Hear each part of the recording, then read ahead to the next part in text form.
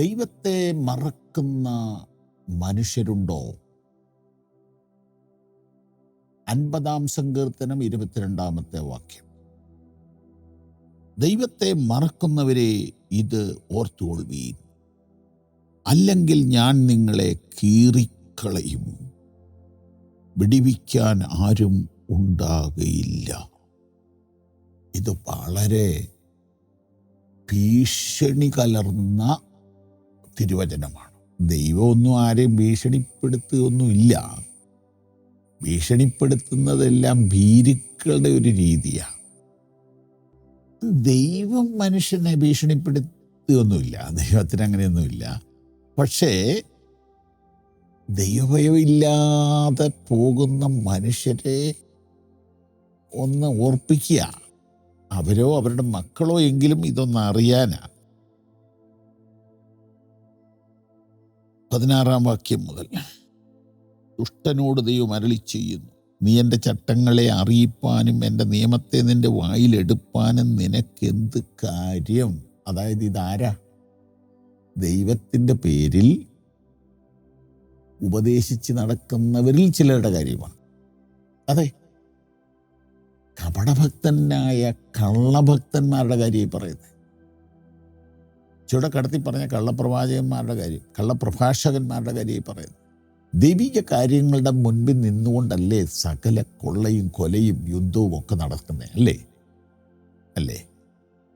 ഇപ്പോഴത്തെ കാര്യമൊക്കെ ഒന്ന് ഓർത്ത് നോക്കി. അങ്ങനെയല്ലേ? ദൈവിക വിഷയത്തിൽ ഭയങ്കര ഭക്തിയുള്ളവരാണല്ലോ ഇപ്പോൾ ഈ സകല വഴക്കുകളുടെയും പുറകിൽ നിൽക്കുന്നത്.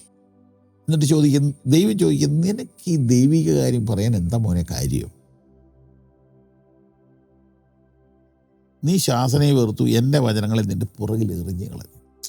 പ്രമാണം സ്വന്തം ജീവിതത്തിൽ പുറകോട്ട് എറിഞ്ഞു കളഞ്ഞേച്ച് ദൈവത്തിൻ്റെ ആളാണെന്നും പറഞ്ഞ് നിൽക്കുന്ന ചിലർ അന്നുകൊണ്ട് ഇന്നുകൊണ്ട്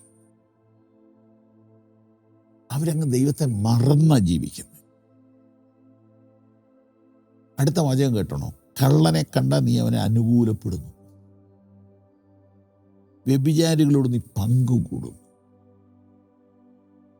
നീ നിന്റെ വായ ദോഷത്തിന് വിട്ടുകൊടുത്തിരിക്കുന്നു, നിന്റെ വായ വഞ്ചന തന്നെ പറയുന്നു, നിന്റെ സഹോദരന് വിരോധമായിട്ട് നീ എപ്പോഴും വർത്താനം പറയുന്നു, നിന്റെ അമ്മയുടെ മകനെക്കുറിച്ച് അപവാദം പറയുന്നു, സ്വന്തം കൂടപ്പുറപ്പിനെക്കുറിച്ച് പച്ച നുണ പറയുന്നു. ഇങ്ങനെയൊക്കെ ചെയ്തിട്ട് ദൈവം പറയുക, ഞാൻ മിണ്ടിയില്ല. 50 കൊല്ലമായിട്ട്, 20 കൊല്ലമായിട്ട്, 15 കൊല്ലമായിട്ട് ഞാൻ മിണ്ടിയില്ല. അപ്പം നീ വിചാരിച്ചു ഞാൻ നിന്നെ പോലെയുള്ളവനാണ്. അങ്ങനെ ഒരു പ്രശ്നമുണ്ട്.